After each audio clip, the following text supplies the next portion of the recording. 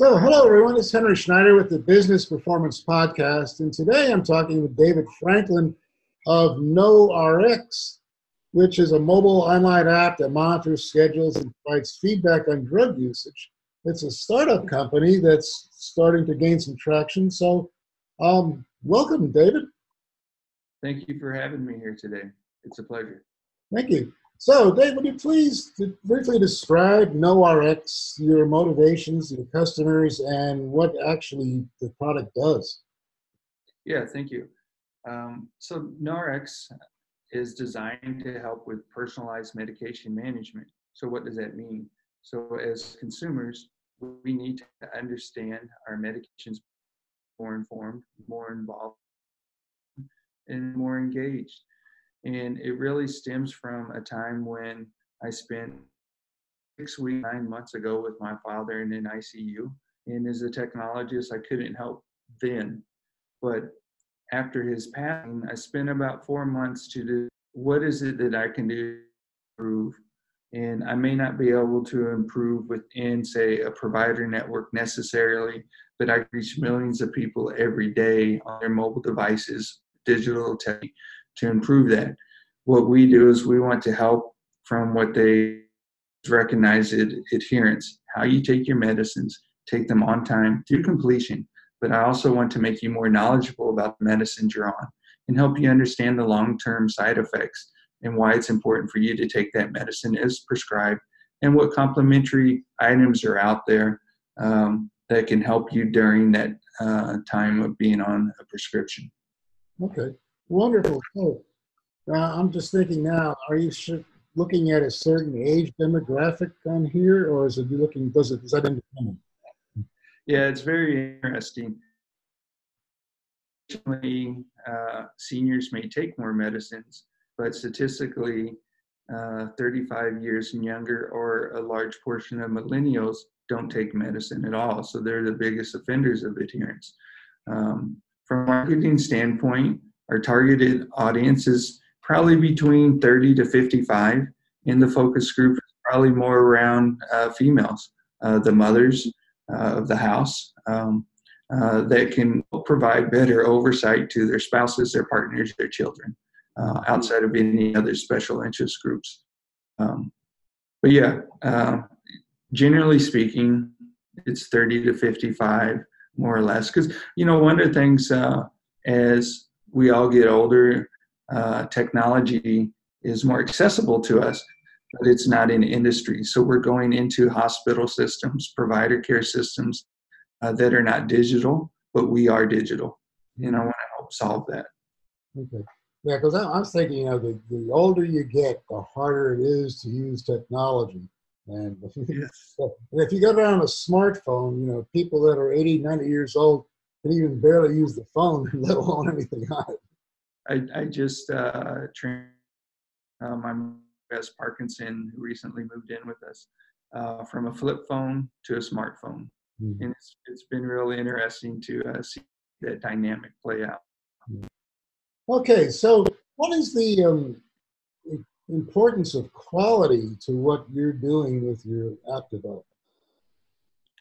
Well, quality is, from a design standpoint, it's extremely important because it impacts everyday lives. We're not practicing medicine, but we are helping the consumer, the patient, the physician, the pharmacist be more intelligent about what's going on.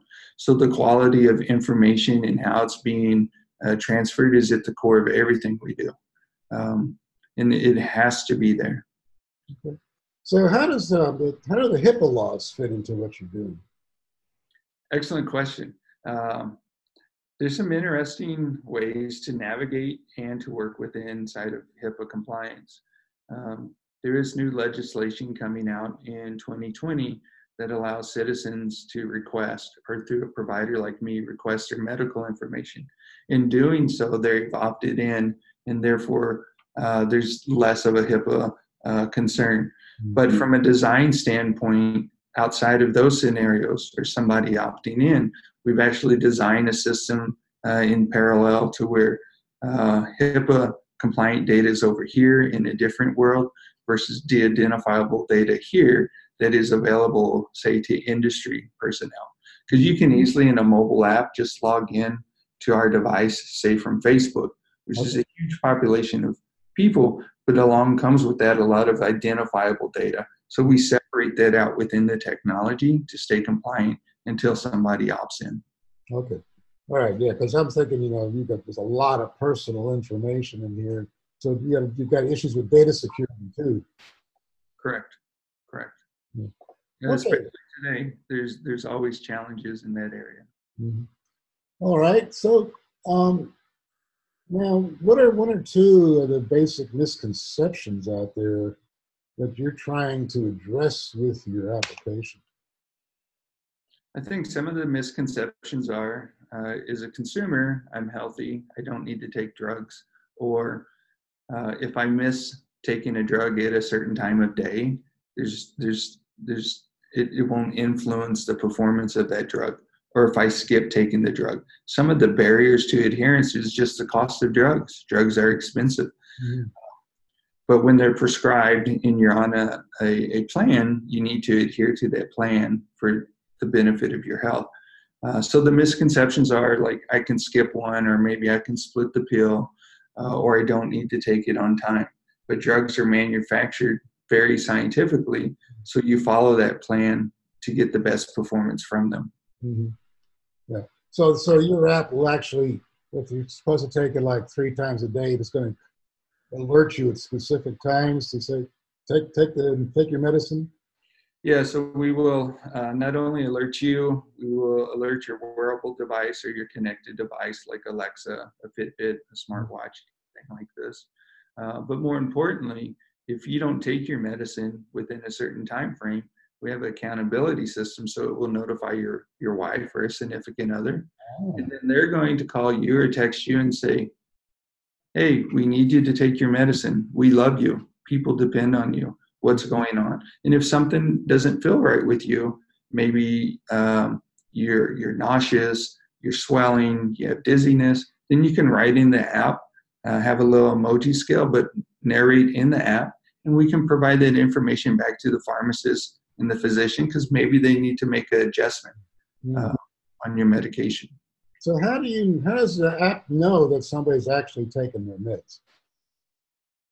So one of the areas there, and there's newer technologies that we're investigating in right now, we know by you telling us, right? So you have to tell us through your smart device, through a wearable, through a connected device. You can easily say, Alexa, I took my medicine, because Alexa will remind you through our application. There are other video screening technologies. There's also newer technologies that are coming out that as you take as the medicine dissolves, it would send a signal out. But those work in very unique and different scenarios. At the end of the day, we believe that if you're concerned about your health and your well-being, then we're trusting in an honor system. And then if you miss it, there's a layer of accountability there. Okay. All right. So you have to trust the people telling you the truth. I mean, they could just say, Alexa, I took it, go away. And then it looks like they're the ones that are lost. Yeah. Okay. All right. It isn't not to do it. Okay. So you started the company in January, right? Correct. So what have you accomplished over the last 9 or 10 months? A lot. Especially being in a great city like Austin, the startup community is very wonderful. We entered in probably in the end of May into an organization called the Founders Institute of Silicon Valley. They have an Austin chapter. It's a pre-seed accelerator. We graduate from there in a couple weeks. Recently, we were just been published in a book called Innovate Austin. It's part of a global recognition of new innovations globally. We've signed on key advisory board members, like the former assistant commissioner of the FDA and president CEO of major nationally ranked hospitals that believe in what we're doing and see advancements there. But from a development standpoint, we have moved our prototype into MVP, minimal viable product. Yeah. Plan a early launch within the greater Austin area. And you can also see us out canvassing on the street, on the hike and bike trails, handing out water, getting feedback. This is what's important to us is your opinion. Mm-hmm. Make sure that you have something that's good for you, not just what we think is good for you. So are you working with any of the incubators here in town, like the Capital Factory or Tech Ranch? Or? Not yet. We've had conversations with, we provide updates to certain people at Techstars. We've engaged with Capital Factory, and there's others within those dynamics. We just recently moved into a new co-working space for medical health tech. It's called Med to Market. It's a phenomenal environment, and we look to continue to build our relationships there as we go into fundraising rounds right now. Okay, yeah, because there's also one at Korte University, I guess the CTX, that I guess the Tech Ranch with Kevin Coyne now he's kind of moved over there to set things up. Yeah, I know Kevin very well for many years now. Okay, so what are the challenges that you're facing as you're trying to go to market and grow your company? Well, interesting enough, it's not consumer feedback because we've done a lot of canvassing on the consumer side. Some of it's legislative. To help with that, I recently started participating on the advocacy board for federal and state relative to healthcare with the Austin Chamber, and working with the local regional HIMSS. So legislation's always key to what's going on in healthcare. And then just navigating into industry themselves and building those relationships. A lot of that requires money. Therefore, fundraising is an important aspect of what we're doing because we're trying to solve a very, very big problem that impacts a lot of lives. And money's sort of the pavement we walk on, so to speak. So you said you've gone through the pre-seed stage. Have you graduated to the seed stage, or are you still in transition? No, we're in transition. So we transition out of pre-seed the 25th of September. Oh, okay. This year. But we've started our fund rounding series. We're actively pursuing fund rounding now. Okay. All right. So what other obstacles do you perceive that might be preventing you from being successful? Well, I think one of the challenges is how to scale at growth. Yeah. Hyper scale, so you don't implode. Right. And to maintain a high quality of service to the community. I think one of the challenges, well, maybe not a challenge, but a differentiator here is that we're approaching the market from a consumer side, trying to address a consumer issue that changes how the industry performs. The incumbents, our competitors, they're inside of the industry already, but they're trying to solve a consumer problem from an industry point of view. So our philosophy is a little bit different, strategically positioned that way. But there can be challenges, say, from a Baylor Scott and White or a St. David's or somebody who already has a mobile app. The advantages to us, though, is that they're isolated within network, and we're on the consumer side outside, so we can expand across networks. Yeah. Another obstacle is just there's a lot of media, a lot of noise. Digital health in healthcare is transforming, and a lot of people are rushing to market. So it's who gets there and what percentage of the market do you get? Okay. And I guess what you're also saying is like within St. David's or Scott and White, their app just works in their facilities. Correct. And you're looking across. Yeah. One of the things we believe in cooperation versus competition. How can we partner with those provider networks? How can we partner with wearable devices, connected devices? So that the physician has a better conversation, the pharmacist, or even you as an individual understand your health, or like partnering with a genomics company to understand how you will actually perform on a drug or what supplements will perform based off your DNA. This is all these things are newer to us as technology has advanced. Yeah, I mean, and it's only going to get more complex as we get smarter and smarter.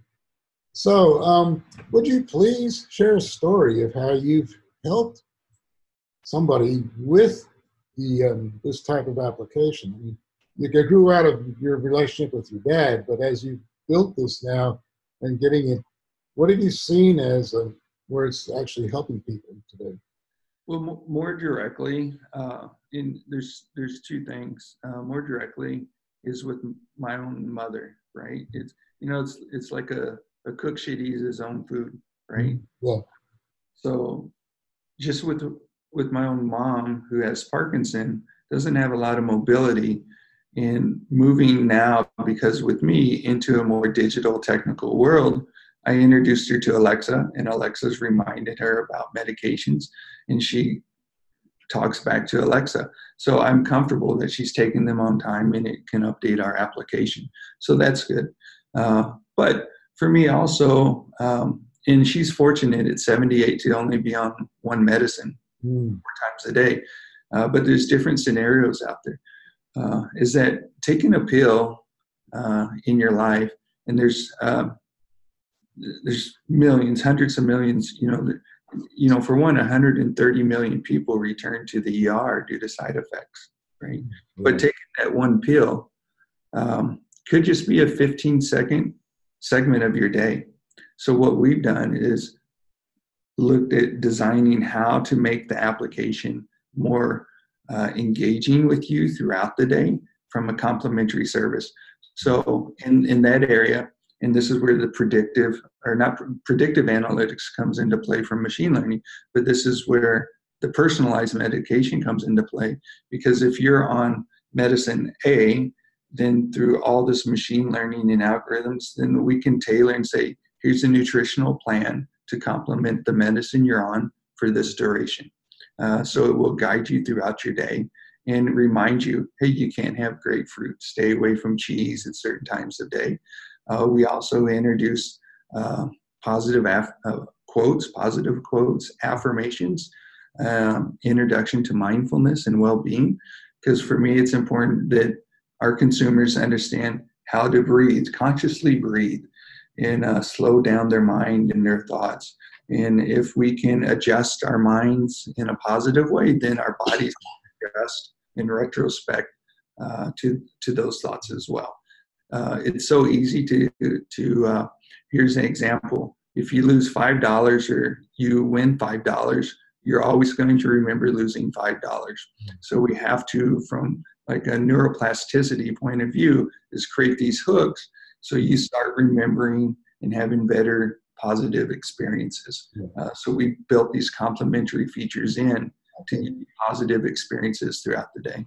Yeah, that's a good point. I mean, you remember the bad stuff, but the good stuff you don't. You're just happy, you just go on.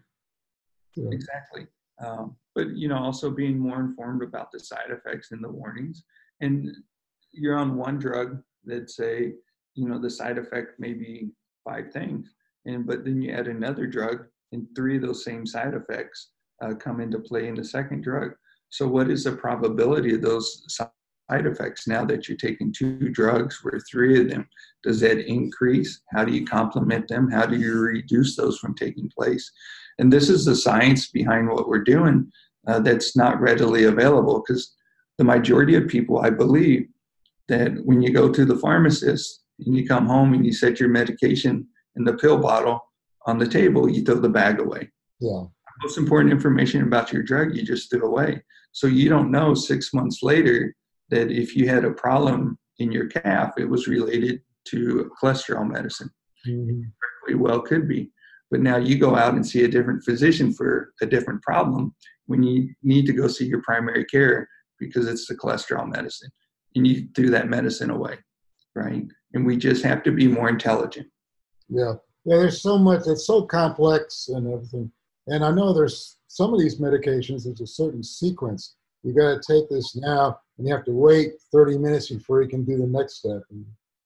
Exactly. And then, as a businessman, when I travel, how does that impact me when I change time zones? Oh, yeah. That's interesting, right? We don't think about that. Well, if I have to take it at 3 o'clock, but I'm in a different time zone, I'm in California, that's 1 o'clock. So I need to know how to shift and adjust. Yeah. Well, I've had that where I've traveled overseas to Asia, and I said, okay, all bets are off. I just reset my clock when I get there. Exactly. Yeah. So we're patient, we're people, we're consumer first, and we're trying to give a good experience to the consumer, and through that, help industry have a better protocol, have better conversations when we interact with them. Okay, so you can give just why don't we talk now about your defining moment and how you what you encountered and why you formed knowrx. Thank you. This is very near and dear to me because it's so personal. I mentioned earlier my father was in the ICU. He went in for a biopsy on his lungs. 6 weeks later, it was over. Wow. And maybe a year before that, I had put a wireframe together and came up with the idea around knowrx when I was at the HIMSS Global National Conference in Orlando. And I started tracking. No one's really tracking this, side effects and adherence. And it wasn't until I went into the ICU, because I always knew in a hospital setting they administered the drugs. So there's really not an adherence issue. But what they were missing was the knowledge base around the cause and effects of the drugs compiled with everything else. The physicians, the attendees, the nurses, amazingly great, beautiful people, but they also have a lot on their plate. Oh. So my idea is, how can I help the physician, the attendee, the nurse say, what is the knowrx on Franklin? And they say, here's the steroid they're on, here's their platelets, here's their all these different factors in here. And maybe they have a different conversation with the family. And maybe we can preserve life, extend life, and not just get caught in a protocol, specifically in an ICU, but in everyday primary care relationships. So it really stems from that. After my father passed away, it was 4 hard months of trying to figure out, and I have a successful other business on the consulting side, but it was really finding out where my passion was, right? And I couldn't help then, but there's somebody's child or somebody's parent I can help later if I can get this technology into the market. Yeah. Now, also the interesting thing too is when you go into the ICU or the hospital, drugs get administered on their schedule, not the schedule that you've been used to as a patient. And so that gets all balled up too. Correct. Yeah. And we just have to, especially as American citizens, we have to participate more in our healthcare system and in our own lives, and just not be receivers, but cooperate and work with the providers. Okay. All right. So let's talk about just thinking about over your life. What experience did you have early on that still influences how you approach business today? Yeah, that directly stems from my military career. I served 8 years in the U.S. Navy. I'm a Gulf War vet. I'm a service disabled veteran as well. So my time on the ship and then onshore duty was very impactful to me. They do a great job of programming and disciplining, giving you a disciplined routine. And I think it's those things that you wake up, you make your bed, you do certain things every day, not because it's routine, but because you can define success in small iterations throughout the day. And you just learn to be disciplined in business and to drive value and look for opportunities to excel. It also taught me to be resourceful, to be engaging with others, to be open-minded, to believe in diversity and inclusion, because the military is, and just allow other people the opportunity to be successful. Okay. All right. So talking about success, what does success look like for David Franklin? Interesting enough, for me, success is in the journey, not the destination. I'm probably more cautious of when when the journey ends to what's next. I'm going to start over and do something all over again. So for me, success is defined in the journey, in the moment, living in the now, living in the present. Having this conversation with you right now is a success. And then when I go on to my next meeting, my next venue, how do I define success? By being present in that moment and using everything I have right then. In the big picture, holistically, the term success in the meaning of life, if you will, or business, is really having an application that is available to people to use, that they get benefit from, and that they care about what we're doing, and they feel a part of helping us evolve it more each day. So that's an interesting approach. I mean, basically, you're talking about the Zen of success. The journey is more important than the destination. Definitely. I think if you focus on the destination, then you enter into stressful situations. Mm-hmm. If you focus on the journey, it doesn't mean the stress isn't there, but what happens is you're able to consume it and to utilize it more for that moment at that time, because you're working towards the next step. Sure. And the other way to look at it too is if you focus on a destination, you may get demoralized because how am I going to get there? And so you got to be like Lao Tzu says, a journey of 1,000 miles begins with a single step. Exactly. And then to me, when you focus on the journey, this is where you can have enthusiasm. When you focus on the target, you have stress, right? I would much rather see the bow in its journey to the bullseye than just look at the bullseye and miss the whole journey getting there. Yeah, very good. Okay, so you're talking about competition. So what's the most important thing your consumers or customers should be considering when they look at knowrx against like St. David's or Scott & White or Dell Children's or St. Luke's or whatever? Yeah, I think something very important is we're not providers, we're not industry. We're everyday people who's been touched by the system, that lives in the system with them, and we're trying to work to make a better experience for them and for us, right? We're consumers of our own product based off our interactions. Now, our staff, my co-founder, he's a clinical research physician, retired from Procter & Gamble. Dr. Powell. We have Miss Wilson on the nutritional therapy practitioner side.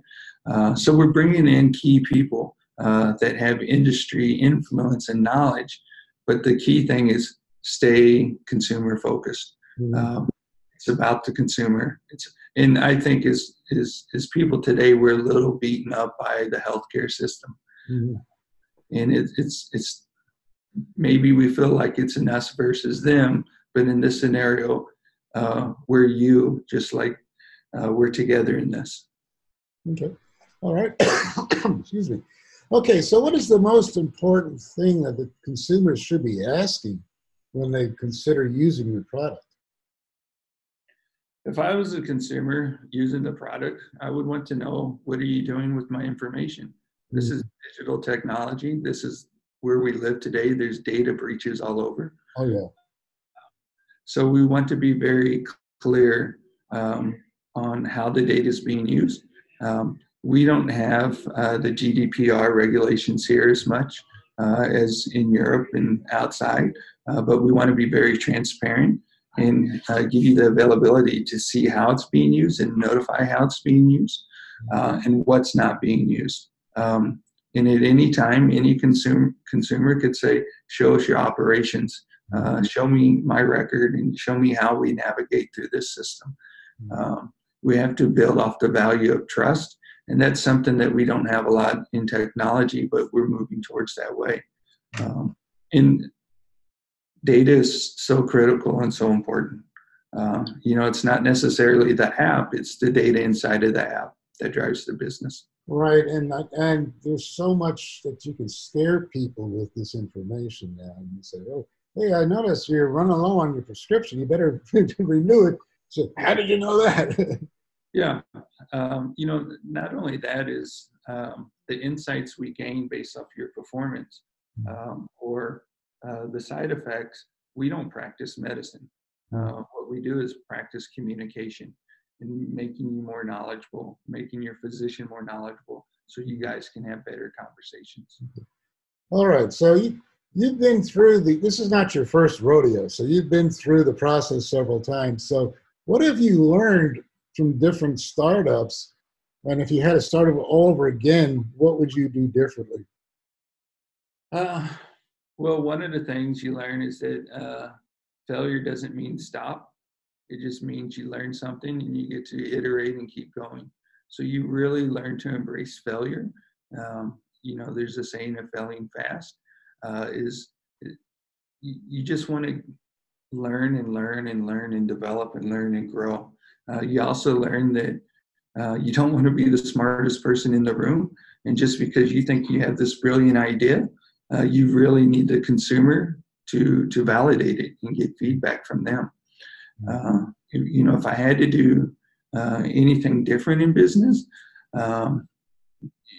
it would just be that I would have became an entrepreneur a long time ago. I wouldn't have waited so much time to get there. But in the same token, I'm very grateful of going through 2 IPOs, working sales, engineering, support. That gave me a good business foundation as well.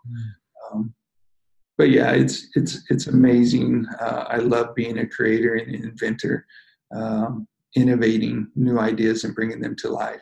Actually, one of our, I don't have it with me, but we have a frame with a onesie in it with our logo on it that says established 2019, because we're bringing something to life. Right? Yeah, cool. So right now, where's your market base? Is it just here locally in Austin, or are you looking kind of nationwide? Or? Well, initially, it's the major concentration here is in Austin, then grow out to Texas, then take a step further. However, my co-founder is based in Cincinnati, and we're getting traction in Ohio. And I don't know if that's an Ohio State-Texas rivalry going on. Who goes to market first with the app? But there's potential to do some work in Ohio because of his presence there and my presence here in Austin. One of the things that's important for me, being here in Austin, although I'm not native, but being here 22 years and being a part of the tech scene, is really putting a flag in the ground in helping elevate Austin's presence, not just in tech, but in healthcare, and saying this is a healthcare city. And we care about our citizens. Okay, wonderful. So we could just keep going on and on and on, but we're going to run out of time, and I want to be conscious of not taking too much of your time today. So how can people get in touch with you, Dave? Well, one place I would say is go to knowrx.mobi, M-O-B-I, think of mobile app, so knowrx.mobi. You can also navigate to the consumer page and see a very cool animated video, but also see our prototype where you can click through and provide us feedback. You can go to the contact page, or you can email me directly at david@knowrx, knowrx.mobi, M-O-B-I. So in Mobi, is that a new extension for emails? Yeah, there's so many new domain names out there. I've used .io for like Indian Ocean. For NowrX, we have maybe 15 domain names. Wow. For strategic reasons, right? Just blocking and tackling. But I picked that one too because it's consumer focused and it's on a mobile device. Wow. Okay. And so I guess what you've got, it works both on Android and iPhone, right? Definitely. Yeah, and that's the consumer side. The industry side is more of an enterprise web platform. Okay, great. Well, thanks so much. It was just fascinating with your stories today, David. I really enjoyed talking with you, and I'm sure our viewers will find this just as inspiring. So thank you so much for your time. Thank you for the opportunity. It's been a pleasure, and look forward to creating a healthier Austin.